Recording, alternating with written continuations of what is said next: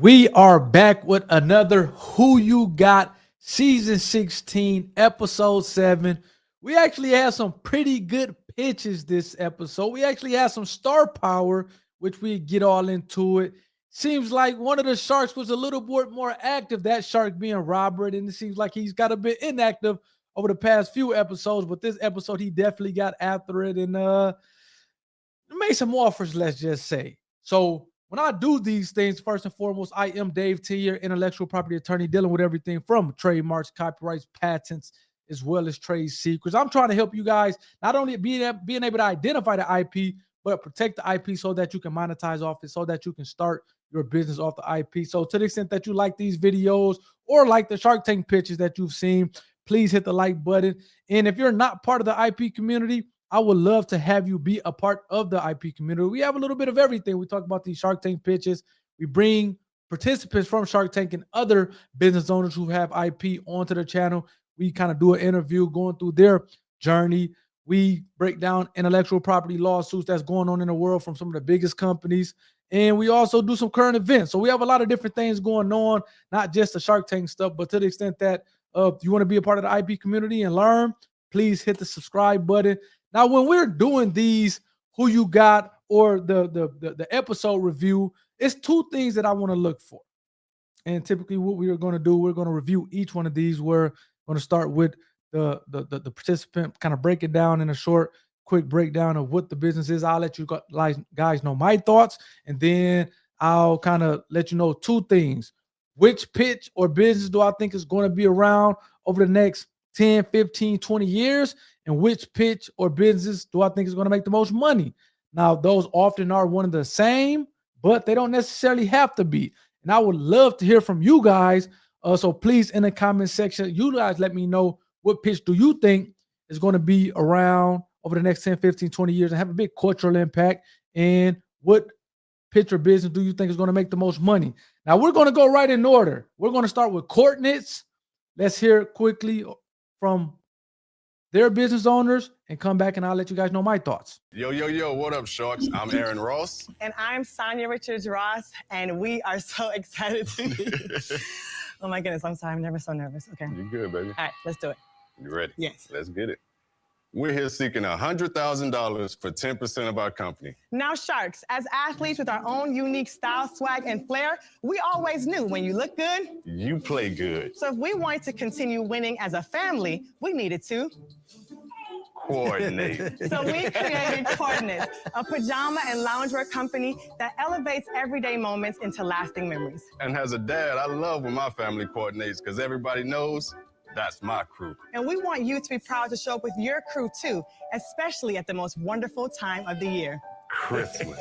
Now, Sharks, we know you see it, but our Christmas collection puts the cool in Christmas. By bringing the swag to Santa.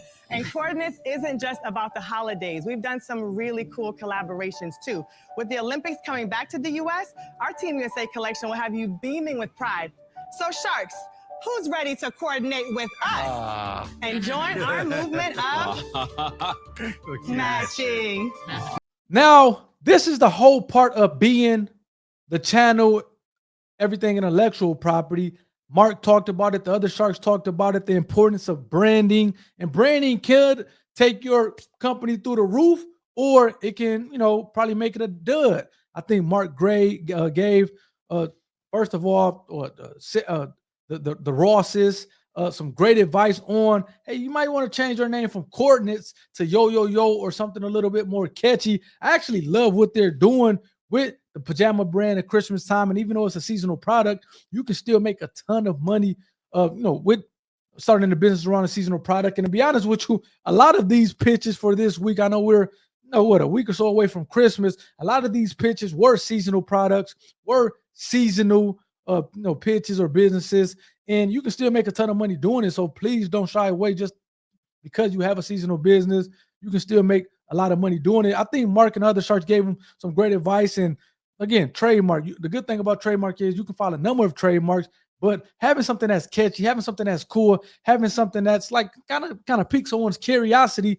that is a big part of the battle. Again, Coordinates, it's a lot of explanation. It's a lot of, okay, what is this even about? Whereas Yo, pajama party, whatever the case may be, that's a little bit more interesting to say, okay, let me check this out. Let me see what they're about. Or let me kind of purchase something for Yo just to kind of support the brand because you think it's a cool brand, you think it's a fun brand. So hopefully, the two business owners with this one, they actually take heed to that advice. And to the extent that you guys need a trademark attorney, definitely give me a shout. We can kind of get you guys some additional trademarks. It looks like they did have a trademark on Courtney, so at least they kind of know about the process already. And they were royalty. Sanya Riches-Ross, she was a 400-meter champion, gold medalist. We all know her husband, Terrence Ross, who was Jim Thorpe Award winner at University of Texas, won the college football championship back then, and then had some good years with the New York Giants. So you're talking about winning Super Bowls, you're talking about winning gold medals. These two are royalty, and I think they will definitely be destined for success. Like I said, Robert was active on this one, and he actually did a deal with them. And again, and I always will say this, when you're investing in the company, you're just as much investing in the people. And I think Robert has some great partners with these two. So I think they were going to do everything in their power to make this thing successful. They do have, just by who they are, they have contacts that the average people don't have, that being the USA Olympic Committee, which it seems like when the Olympics come here in 2028, they are going to be kind of doing some stuff with them and partnering with these pajamas, which I think is a cool thing. But also I would imagine that Terrence Ross can call on his NFL buddies and teams and things like that to kind of help out in different ways. So they definitely have some connections. They will definitely be around. And let's go to the next one. Nomi event calendar. Let's hear from the owner and come back to me and I'll give you my thoughts. Hello, Sharks. My name is Jenna Hess. I'm from Frisco, Texas, and I am the founder of Gnome Advent Calendar.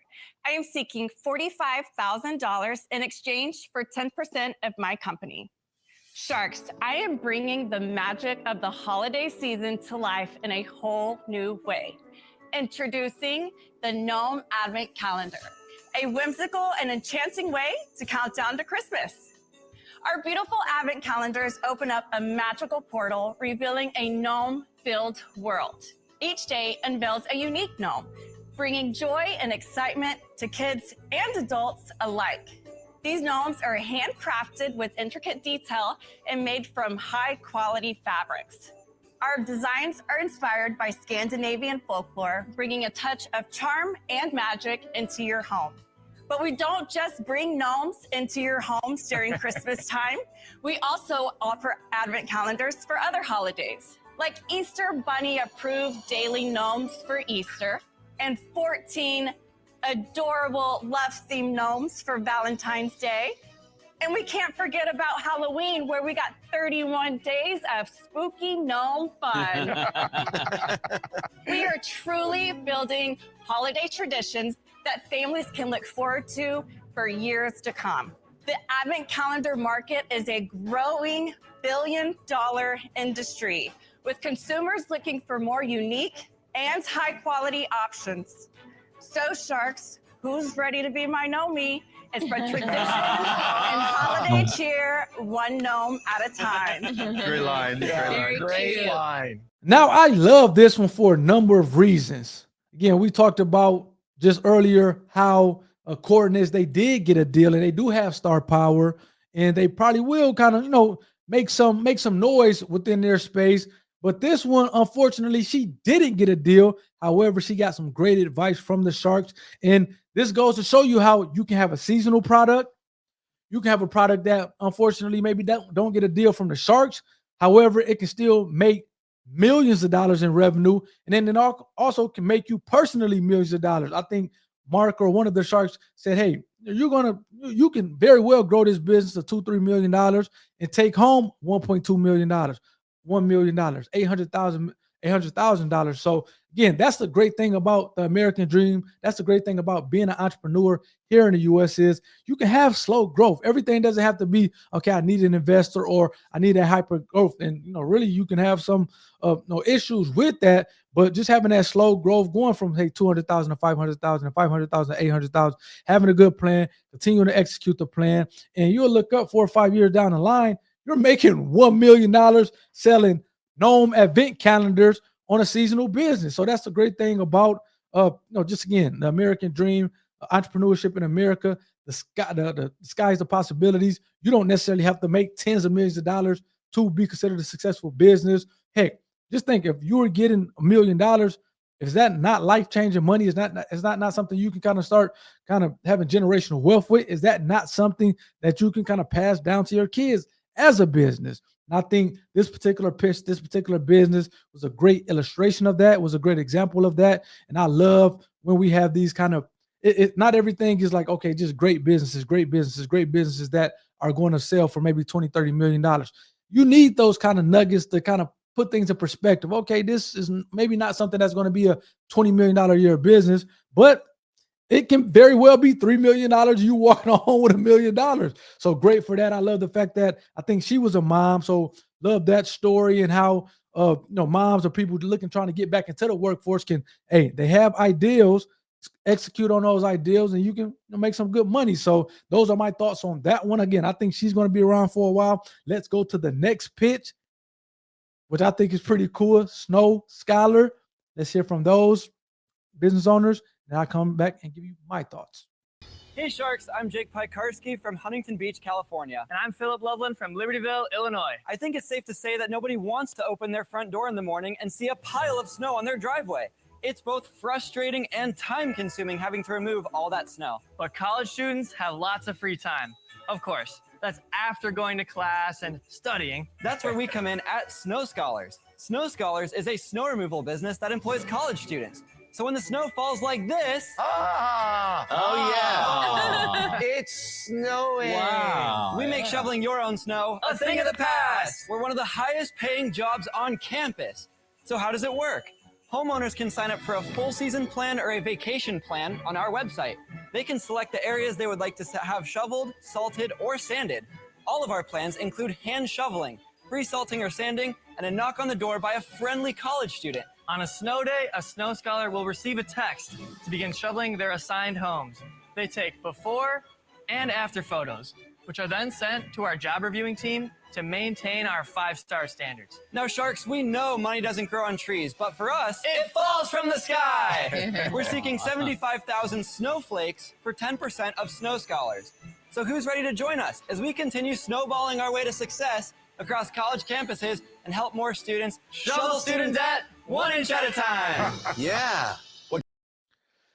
Now, I think this one was pretty cool. I actually really love this pitch. I called it when I put out the video. It's like the Uber of snow removal, that being how they have this proprietary software, which I'm hoping their protection, whether it's a patent or a trade secret. So again, it seems like they have the design software, but again, the college students are going to make the most money that they probably going to make in college, and the fact that they can do it on their time. Hey, do you drive Uber or do you do some snow removal to the extent that you in one of these geographical areas that snow removal applies? Again, I'll probably tend to do snow removal, but again, that's just kind of me.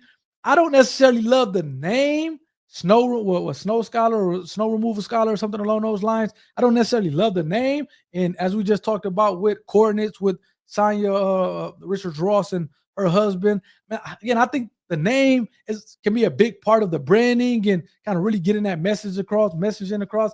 And I would probably suggest that they at least think of 2 or 3 different names and try it out and see if that's something that can kind of bolster their sales. Again, it's a ton of college campuses. Again, I'm in the great state of Michigan, and I can tell you Eastern, Western, Central, University of Michigan, Michigan State, and it seems like they're partnering with at least Eastern, Western Michigan, and Michigan State. So they already have their dominance here in Michigan, even though they, I think, are from Minnesota and Wisconsin. So it seems like they are kind of getting the bug out, and I would imagine that over the next year or two, they're going to be at not only they'll be at hundreds of campuses, not just I think they said 70 campuses or whatever the case that they are now. So again, I really like this company. Maybe a slight name change is needed, but I think they'll definitely be around. Let's go to the last but not least, Wild Coat. Let's hear from the business owner, and I'll come back, give you my thoughts.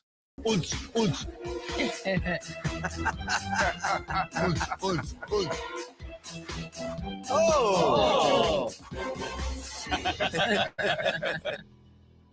Hello, Sharks. I'm Carlo from Boulder, Colorado. I'm the Papa Bear of Wild Coat, and I make the most fun coats in the world. Woo! Today I'm seeking a $350,000 investment for 10% equity in my company, Wildcoat.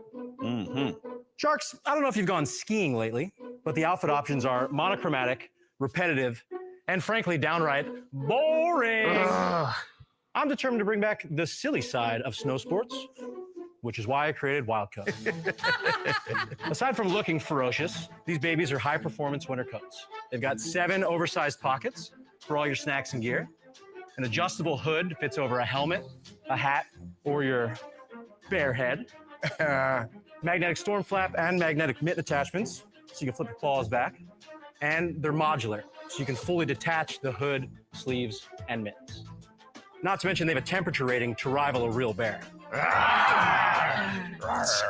Sharks, let's make the world a more fun place, one wild coat at a time. Who wants to join us at the opera? Yeah. All right. Now, again, as I talked about, a lot of seasonal products from pajamas to gnomes to snow removal to, last but not least, essentially coats, winter coats, or winter coats with a twist, let's just say.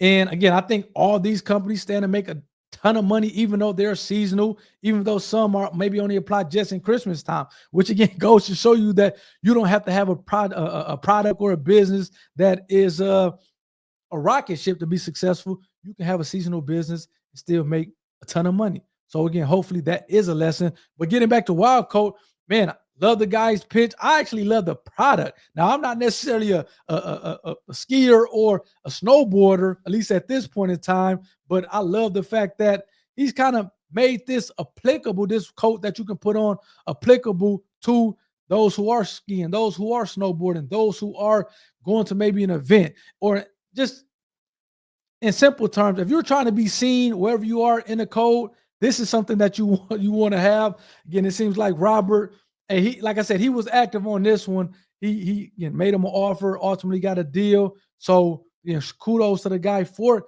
getting a deal. And I think, and you think a $400 or $500 a coat, it seems like that's according to Mark and some of the other sharks, it seems like that's a deal or a steal. But we'll see if he raises the price given his new partnership with Robert. It seemed like Daymond John was also in the running for this one, which he wanted to do the licensing route. They both actually offered the same amount. It seems like the gentleman just wanted to go with Robert as opposed to Daymond John. Daymond John wanted to do the licensing thing, whereas Robert wanted to, hey, let's scale this thing and make it a brand, which again, both of those may work out. It'll be interesting to see which one will work out in the long term. But again, kudos to the gentleman from Wildcoat for getting a deal. And with that being said, drum roll, please. I think that the snow removal, I just really love that company. I talked about it during the show. College Hunks, hauling junks. You have the 2 Men in the Truck, which at least here in Michigan are 2 companies that are big on college campuses. I would imagine that they have footprints in other states as well. But I think this snow removal, even though it's a seasonal product, I think, man, if they can do this the right way, I think this stands a chance to make a ton of money. I actually like Wildcoat as a 1B less, so as a close second, and 1B to snow removal 1A. Again, I still think that Coordinates as well as Nomis are going to be in the thick of it and still make a lot of money. But if I think from a long-term standpoint of, okay, they're going to probably be around long-term as well as make the most money, again, it's just tough for me to go against snow removal. But let me know what you guys think. Do you agree with me? Do you not agree with me? These are just at least some of my thoughts as I kind of watched episode 7, season 16, and kind of heard the different pitches. Maybe you disagree with me. Only time will tell. Hopefully you guys enjoyed the video. Again, please hit a like for the YouTube algorithm to the extent that you did enjoy this video. And to the extent that you are not part of the IP community, please subscribe. Would love to have you a part of the community so that hopefully one day you can kind of take your idea, take your product, and maybe some little bit of wisdom or information that you've learned from my channel. And hey, I'll be doing something of you on Shark Tank or reviewing your video. Please, again, continue to leave those comments in the comment section. I love the interaction that I get with you guys as the audience, saying you purchased the product, saying that you love the product, or maybe saying that you don't love the product, or that the product or the company or product is a scam, because I have got some of those as well. I would love to, again, good or bad, know your thoughts on the of the different products, the different businesses. And until next week, season 16, episode 8, you guys take care. Have a good one.